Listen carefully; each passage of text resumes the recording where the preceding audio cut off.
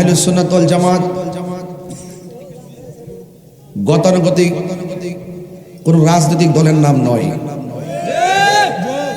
আহলুস সুন্নাত ওয়াল জামাত একটি আকীদার নাম। তো সুতরাং যে আকীদা মানুষকে আখিরাতে মুক্তি দান করবে, সে আকীদাকে ঘরে ঘরে রন্ধ্রে রন্ধ্রে পৌঁছে দেওয়ার নেপথ্যে আহলুস সুন্নাত ওয়াল জামাত কাজ করে যাচ্ছে। আহলুস সুন্নাত ওয়াল জামাত আল্লাহর ওলিদের ভালোবাসাকে হৃদয়ে ধারণ করে এই দেশে ইসলাম এনেছেন আল্লাহর ওলিগণ। এই জন্য আল্লাহর ওলিদের পথে মতে আমরা সবাই ছিলাম, আছি এবং থাকব।